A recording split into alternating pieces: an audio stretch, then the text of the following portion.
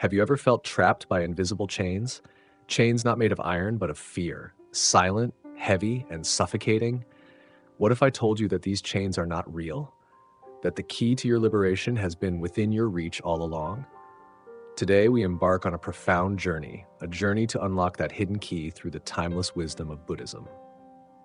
And when you finish this video, you may not just understand your fears, you may finally break free from them. Fear is one of the oldest companions of the human heart. It whispers doubts, shouts dangers, and sometimes robs us of the beautiful moments that life generously offers. From the dawn of humanity, when survival meant escaping predators, to the modern anxieties of losing a job, a relationship, or even just failing to meet expectations, fear has evolved. But it has never disappeared. But what if we have misunderstood fear all along?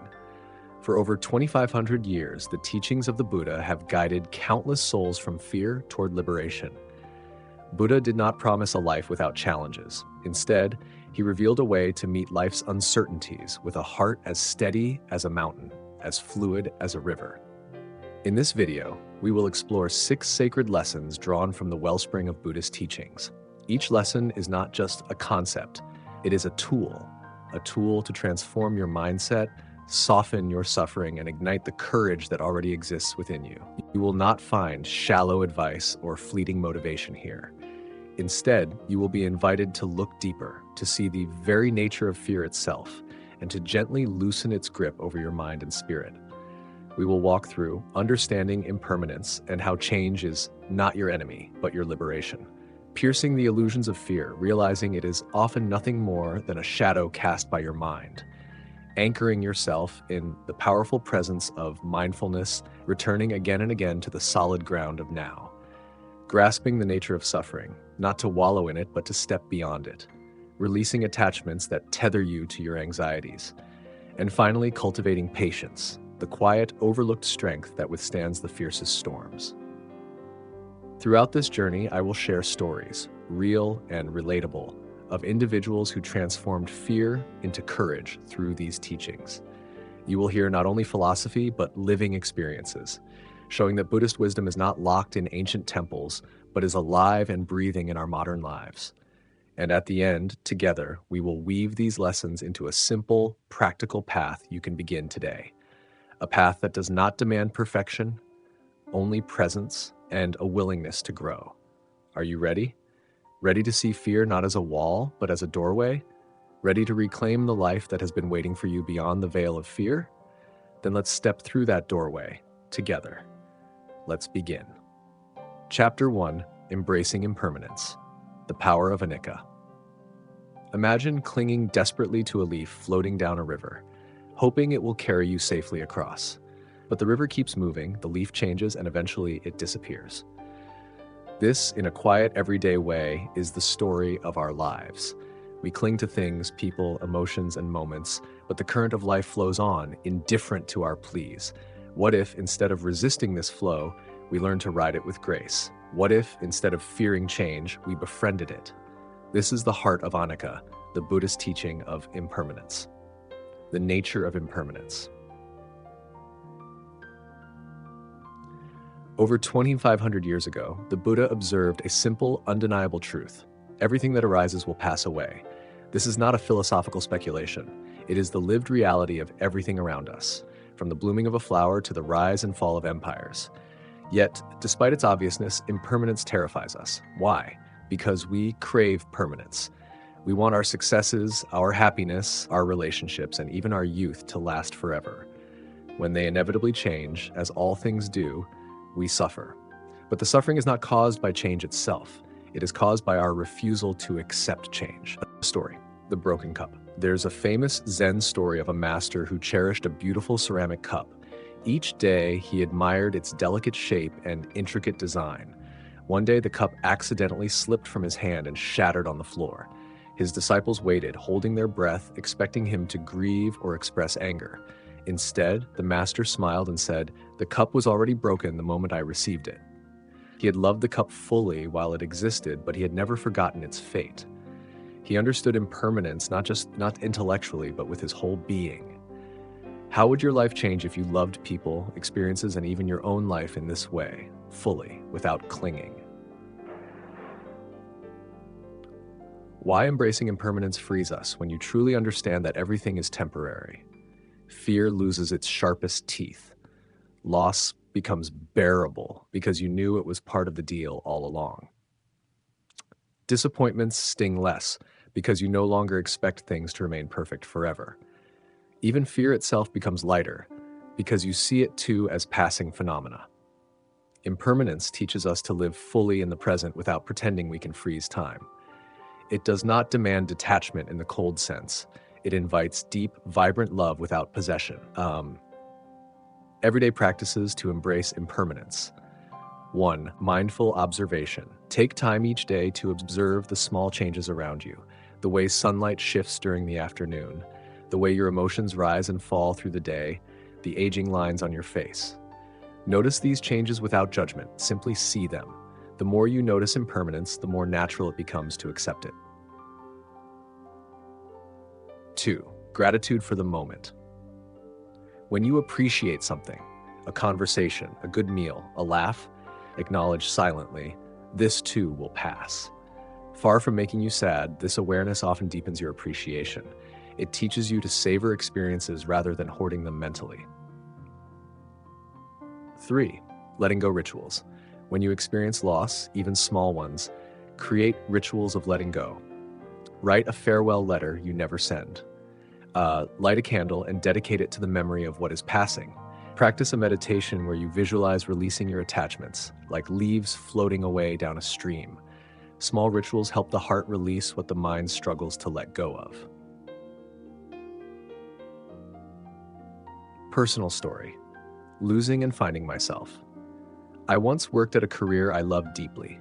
It felt like an identity, a home, a calling.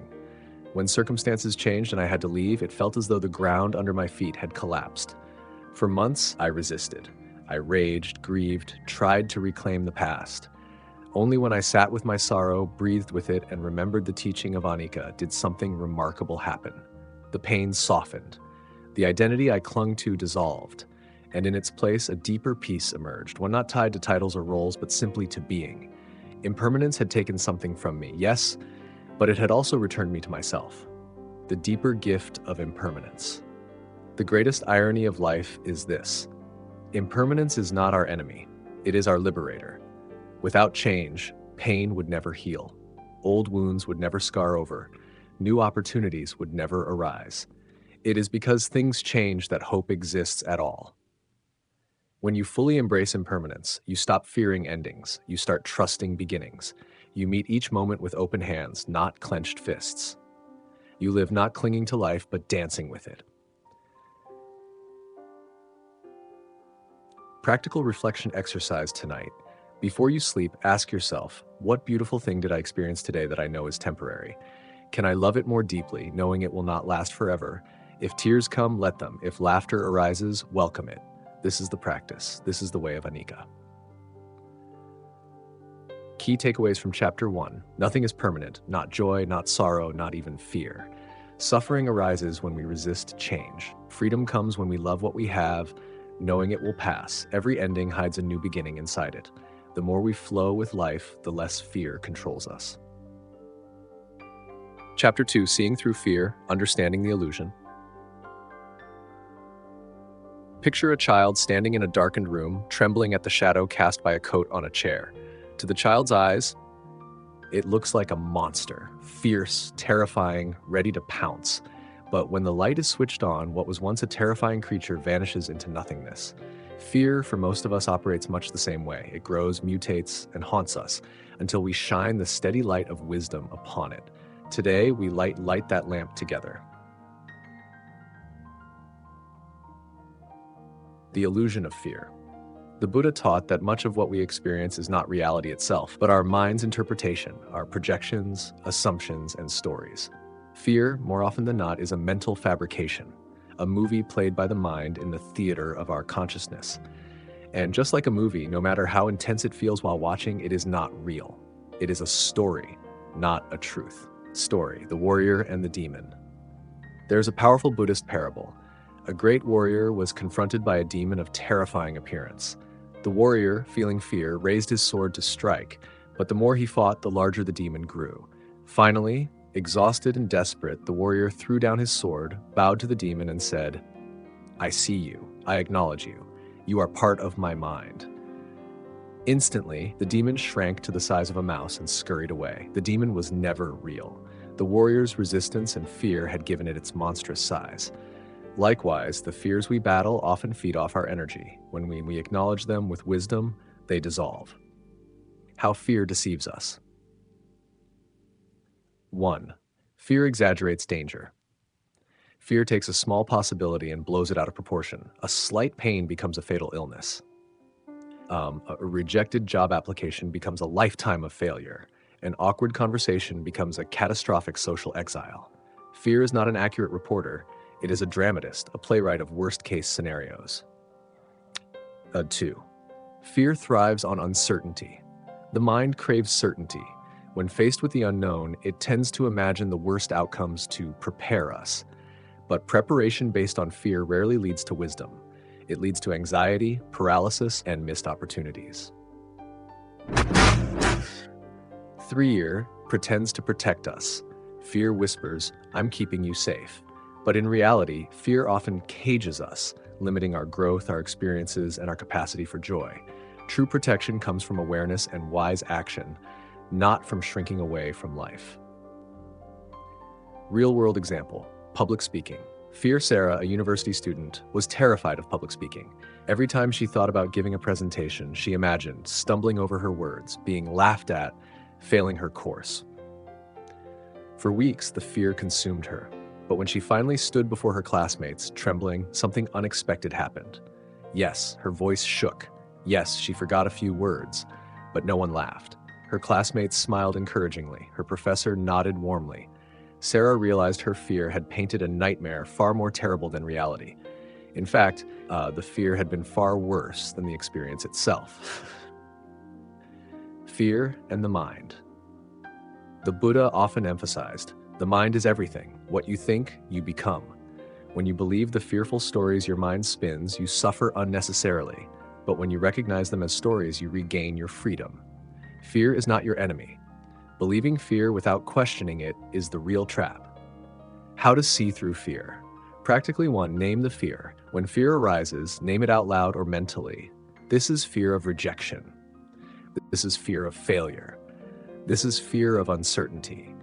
Naming separates you from the emotion. You are not the fear, you are the awareness noticing it. 2. Ask, is it real or imagined? Gently ask yourself, is there a real threat here right now? Or am I reacting to a story my mind is telling? Most often you will realize the danger is imagined, not immediate. 3. Feel the fear, let it pass. Do not fight fear. Allow yourself to feel it without judgment. Fear is like a passing storm. If you let it move through you without feeding it, it will dissipate much faster than you expect.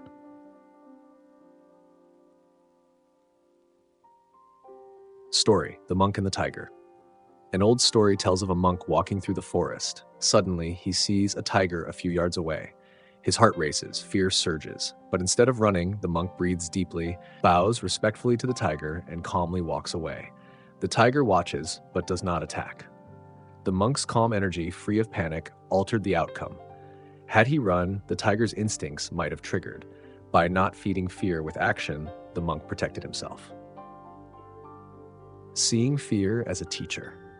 What if we viewed fear not as a monster to defeat, but as a messenger carrying valuable lessons? Fear often points to areas where we are growing, aspects of life we deeply care about, opportunities hidden behind discomfort. In this light, fear becomes a doorway, not a dead end. Practical reflection exercise. Next time fear arises, practice this sequence. 1. Pause. 2. Name the fear. 3. Question its reality. 4. Feel it without resistance. 5. Thank it for teaching you. Then step forward, not despite the fear, but with greater awareness because of it. Key takeaways from Chapter 2. Fear is often an illusion, a mental story, not reality. The more you resist fear, the bigger it grows. Acknowledging fear without feeding it causes it to shrink. Real danger is rare. Imagined danger is common. Fear can point you toward areas of growth. Chapter 3, Mindfulness over Fear. Returning to the present moment. Fear does not live in the present moment. It lives in the shadows of the past and in the fantasies of the future. Right here, right now, in this breath, most of us are not in danger. We are simply alive. But our minds, restless and untamed, often pull us away from this truth. They weave stories of what could happen, what might go wrong, what we might lose. Mindfulness, sati in Pali, is the ancient art of bringing ourselves back to this breath, back to this step, back to the only reality that ever truly exists, the now, the now. Understanding mindfulness. Mindfulness is often misunderstood as simply being aware, but true mindfulness, as the Buddha taught, is much deeper. It is clear seeing. It is non-judgmental awareness. It is the gentle returning, again and again, to the present. It's not about controlling your thoughts. It's about recognizing them without becoming them. When fear arises, mindfulness gives us the precious gift of choice, to respond instead of react, to observe instead of obey, to witness fear without bowing to it. Story: The Fearful Traveler. Once, a traveler crossing a desert was plagued by the fear of running out of water. Each mile, his panic grew until he imagined dying of thirst under the blazing sun. His mind created such vivid visions of disaster that he collapsed in despair, only to realize moments later that there was a well just beyond the next sand dune. His suffering was not caused by actual thirst, it was caused by the mind's terror about what might happen. Mindfulness would have allowed him to stay grounded, attentive, and hopeful, rather than imprisoned by catastrophic thinking. How fear hijacks our mind. When fear arises, breathing becomes shallow, thoughts race ahead into the future. The body tenses, preparing for an unseen threat. These are natural responses, wired for survival. But most modern fears are not about immediate survival. They are about imagined futures. Mindfulness interrupts this automatic chain reaction. It invites us to breathe deeply, anchor ourselves in sensation, observe thoughts without believing every fearful narrative. Mindfulness practices to overcome fear. 1. Mindful breathing. Simple, profound, life-changing. When fear strikes, bring your attention to your breath.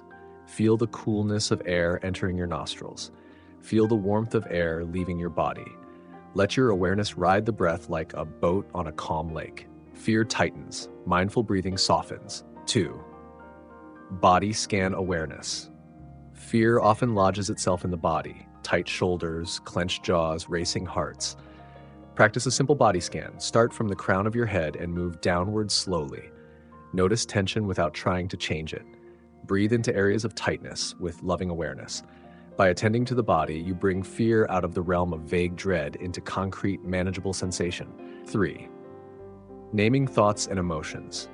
When fearful thoughts appear, label them gently. Thinking, worrying, judging.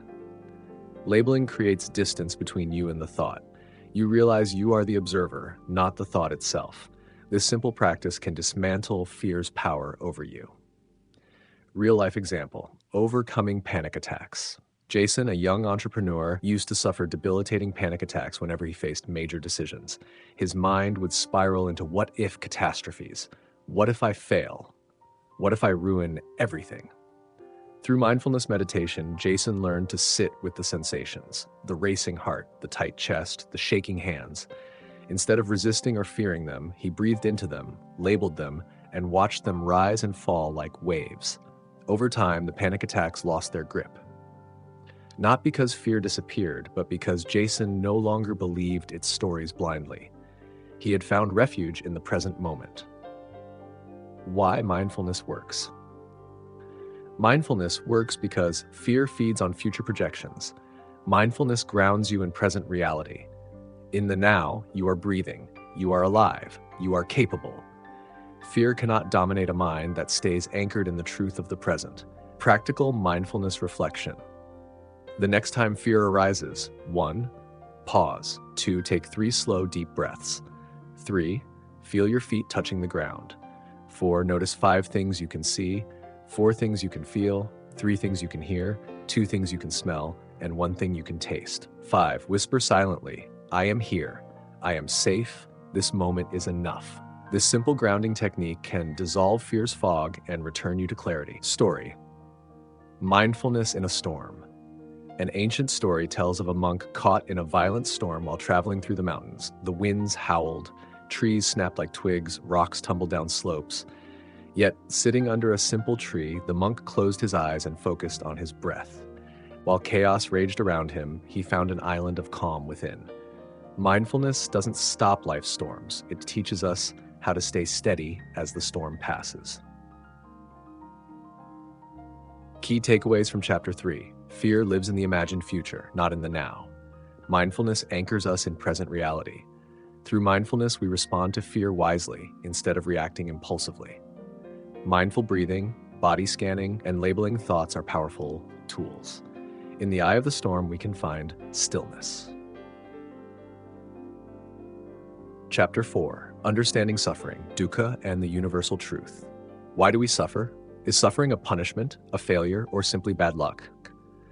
The Buddha, sitting beneath the Bodhi tree over 2,500 years ago, looked into the depths of human experience and saw clearly. Suffering is not personal. It is universal. It is not a sign of weakness. It is the very fabric of conditioned existence. And most importantly, suffering is not the end of the story. When we understand suffering truly, deeply, we begin the journey toward freedom. What is dukkha? In the first teaching after his enlightenment, the Buddha spoke of the Four Noble Truths. The very first truth is simple yet profound. Life involves dukkha. Dukkha is often translated as suffering, but it also means dissatisfaction, unease, stress, a gnawing sense that something isn't quite right. It is the subtle background hum of longing, the ache of impermanence, the friction between what we want and what reality offers. Dukkha is not a mistake. It is not a punishment. It is simply the nature of a world built on change. What are they? The forms of dukkha. The Buddha described many forms of dukkha. Ordinary suffering, pain, illness, aging, death, suffering of change, the fact that even pleasurable experiences eventually fade. Suffering of conditioned existence, the underlying unease of being in a world where everything is unstable and uncontrollable. Understanding these layers helps us recognize suffering not just in moments of crisis, but in the very structure of daily life. Story.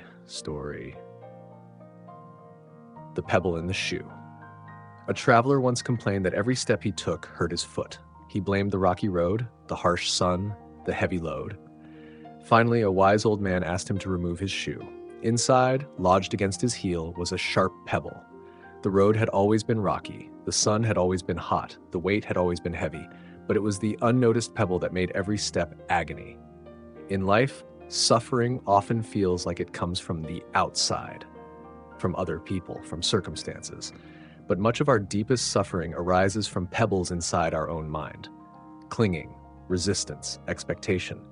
Mindfulness helps us find and remove these hidden pebbles. The relationship between fear and suffering. Fear is a form of dukkha. We suffer because we fear losing what we love. We fear facing what we hate. We fear not getting what we desire. At its core, fear is resistance to the natural flow of change. It is the mind's desperate attempt to cling to certainty in an uncertain world. When we understand suffering deeply, we stop taking fear so personally. We see it as part of the shared human condition, not a flaw to hide, but a reality to meet with compassion. How understanding dukkha reduces fear. 1. Normalizing fear. When you recognize that suffering, including fear, is universal, you stop feeling isolated. You realize, I'm not broken because I feel fear. I'm human. This simple shift brings immense relief. 2. Ending the inner war. Often we suffer not just because of fear, but because we resist having fear. We tell ourselves, I shouldn't feel this way. Something is wrong with me. But when we understand dukkha, we allow fear to arise without judgment. We meet it like an old companion on the road, not an enemy. 3. Opening to compassion. Recognizing suffering in ourselves helps us recognize it in others. When we see that every person we meet is carrying their own invisible burdens, compassion naturally arises. And compassion, as the Buddha taught, is one of the greatest antidotes to fear. Real-life example, a CEO and his secret fear mark. A successful CEO seemed fearless on the outside, but inside he lived with constant anxiety, fear of failing, fear of losing status, fear of being seen as weak. For years, he fought these fears with denial, distraction, and aggression. Until one day, exhausted, he attended a mindfulness retreat. There, he heard a simple teaching: suffering is universal. Fear is part of being human. For the first time, he cried, not from weakness, but from the release of realizing he wasn't alone. He wasn't defective. He was simply human. From that moment, his fear began to loosen its grip. The power of simply being with suffering. The Buddha did not teach us to eliminate suffering by force. He taught us to understand it. When we truly see suffering for what it is, we stop magnifying it, we stop fearing it, we start responding to it wisely.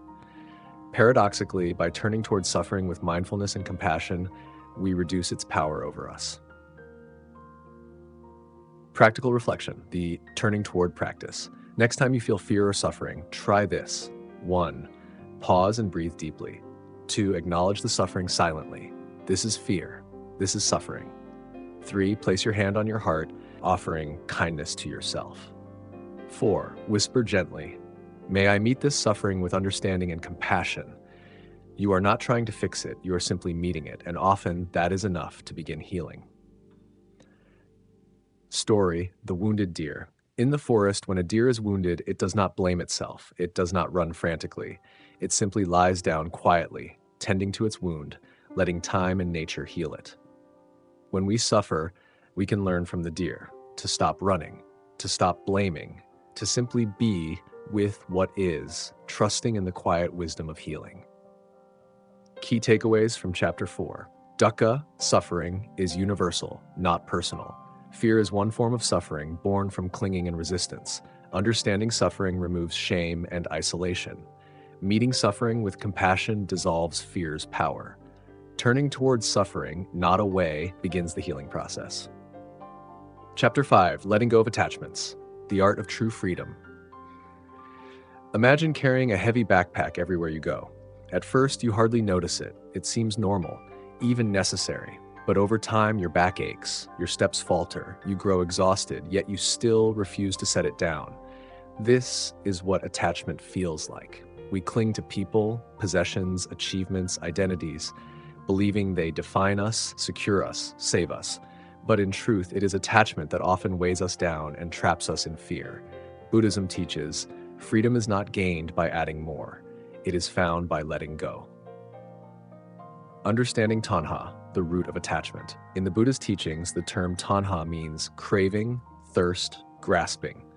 It is the desperate longing for things to be a certain way, desire for pleasure, desire for existence, desire for non-existence. Tanha fuels suffering. Tanha gives birth to fear, because when we cling tightly to anything, the thought of losing it becomes unbearable. Thus, attachment and fear are two sides of the same coin. Why attachments create fear? When you are attached, you fear losing what you love. You fear not getting what you desire. You fear that even if you get what you want, it won't last. Every attachment carries within it the seed of future suffering. Freedom from fear, therefore, does not come from perfect control. It comes from releasing the need to control.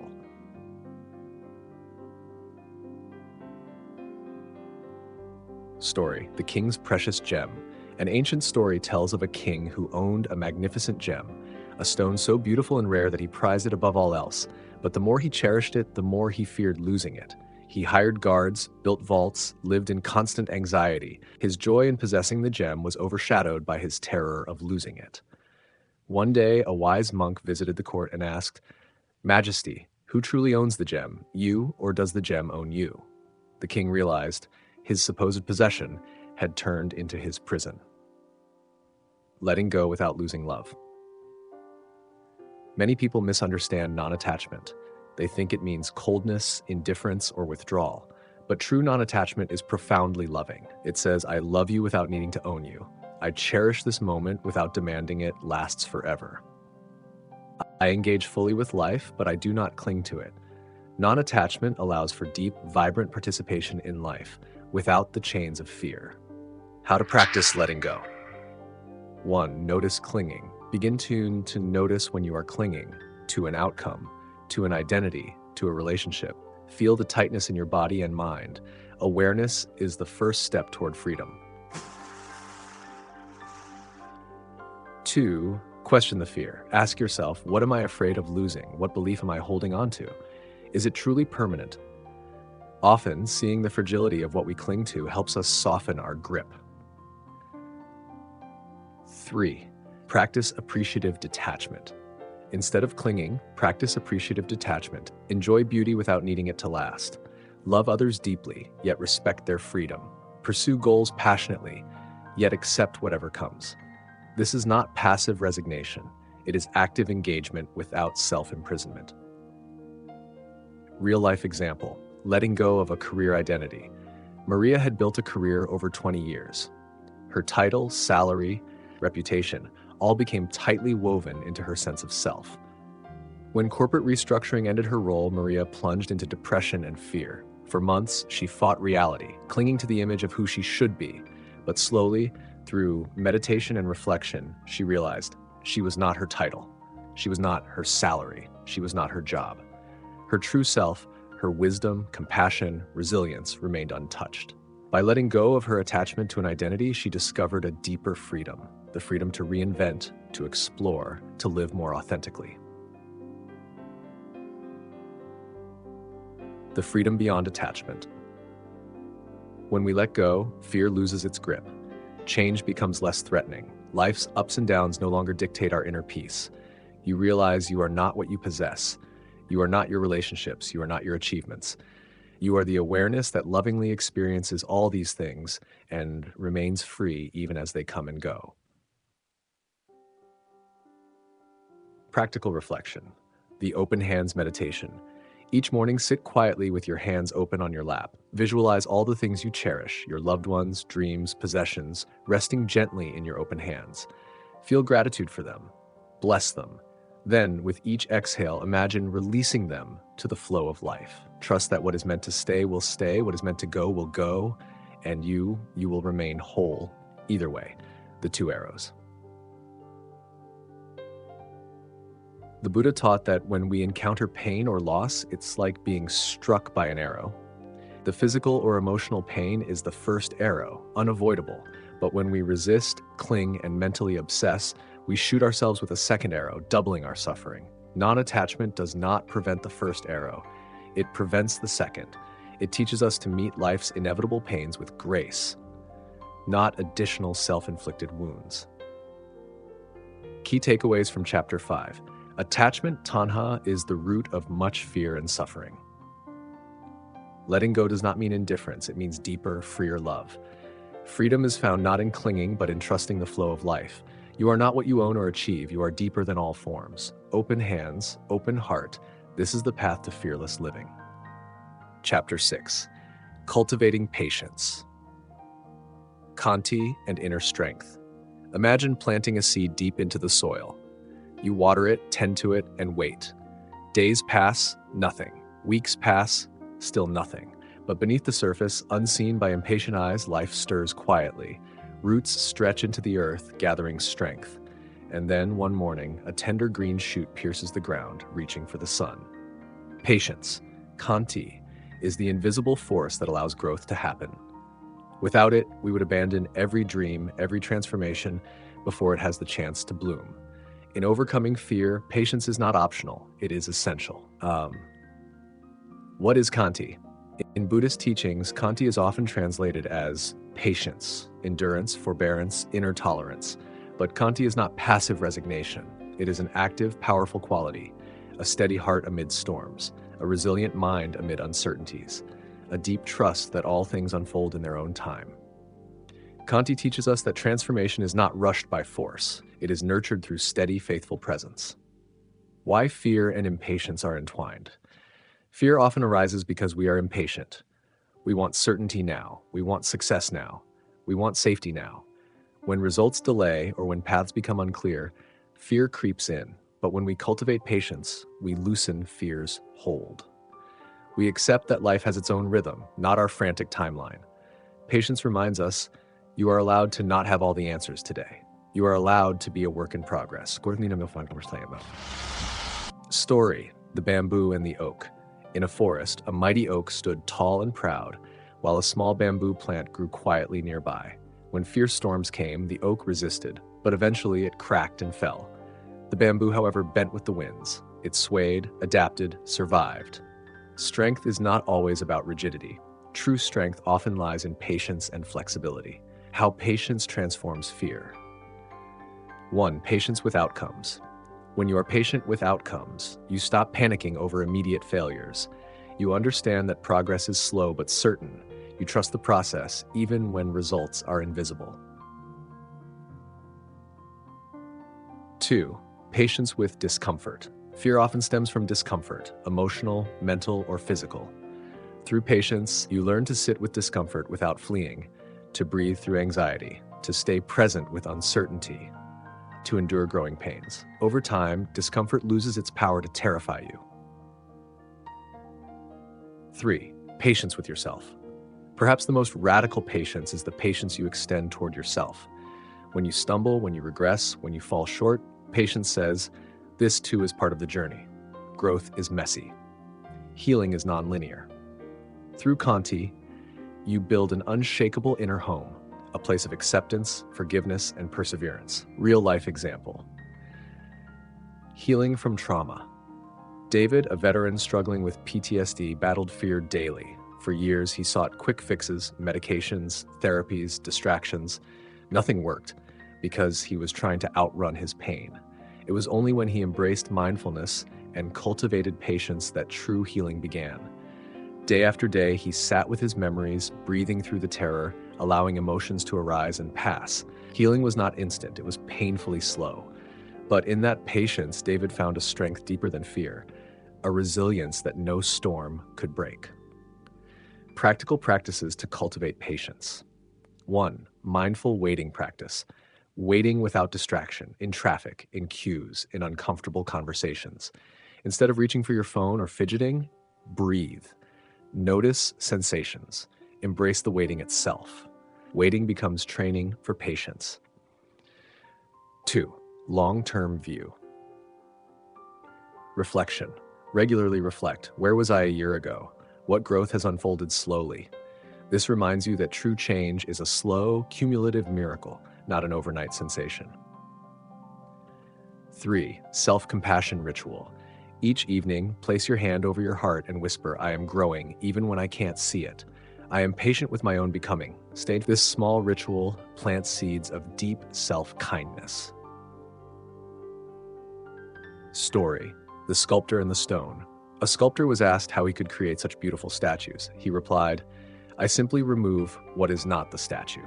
Similarly, patience removes the layers of fear, doubt, and impatience, revealing the resilient soul beneath. You are already strong. Patience simply uncovers your strength. Practical reflection. The patience as strength meditation. Find a quiet place, close your eyes, visualize yourself as a great mountain, steady, rooted, unmoved by passing storms.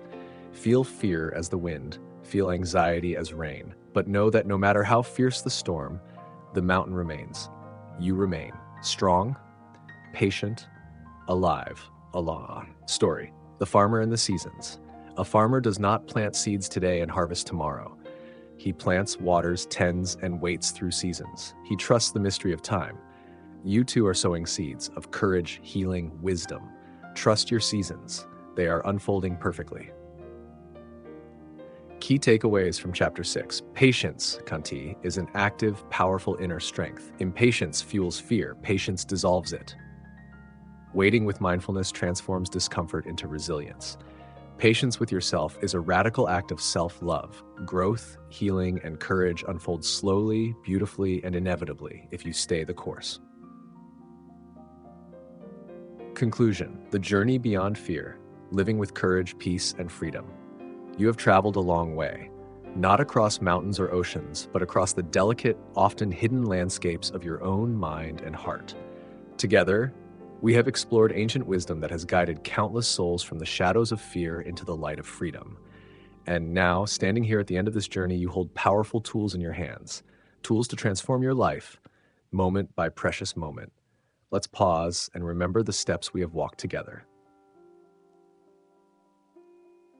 The 6 lessons remembered. Embrace impermanence. Everything changes. Pain passes, joy transforms, fear dissolves. When you accept the river of life instead of clinging to the rocks, you flow with grace and strength.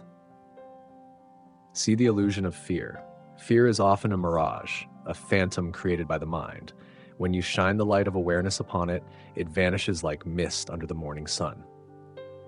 Return to the present through mindfulness. Fear lives in imagined futures. Freedom lives in this breath, this step, this heartbeat. Understand the nature of suffering. You are not broken. You are part of a vast human tapestry, woven with both sorrow and beauty. Suffering connects us, humbles us, and ultimately liberates us when met with wisdom. Let go of attachments. The tighter you cling, the deeper you fear. Open hands, open hearts, these are the gateways to fearless living. Cultivate patience. Growth is slow, healing is quiet. Transformation happens not in the rush, but in the still, persistent nurturing of your deepest self. This is not the end, it is a beginning. Reading, listening, reflecting, these are powerful starts. But true transformation begins only when you practice. Each day, in small, almost invisible ways, you are invited to choose presence over projection, choose trust over control, choose kindness over self-judgment, choose courage over comfort. You are not asked to be perfect. You are simply asked to return again and again to the path of awareness, compassion, and wisdom. The doorway. There is a story of a disciple who asked the master, "When will I be free from fear?" The master smiled and replied, "When you realize that the doorway out of fear has always been open and that you already hold the key. Today, you hold that key.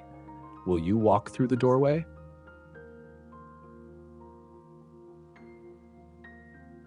Practical commitment invitation. Before this video ends, I invite you to make a sacred commitment to yourself. Place your hand over your heart, close your eyes, and silently whisper, "I choose to live with awareness. I choose to meet fear with wisdom and compassion. I trust the unfolding journey of my life." No grand gestures are needed, only this quiet vow made in the sanctuary of your own heart. Final blessing. May you walk through fear like light through mist. May you dance with change, love without clinging, and breathe through storms with unshakable peace. May you remember always that you are not alone, that countless beings across time and space walk this same path beside you, and above all, may you live this precious life with courage, with presence, and with boundless joy. The Buddha's wisdom is not a dusty relic. It is a living fire, and it burns now in your hands. Carry it forward, shine your light, and change the world, one fearless breath at a time. If these teachings have touched your heart, if they have reminded you of your own strength, please consider liking this video, sharing it with someone who may need it, subscribing to Buddhism Wisdom Teachings for more journeys into ancient wisdom and modern freedom. Your journey does not end here. This is only the beginning. Thank you for walking this path with us.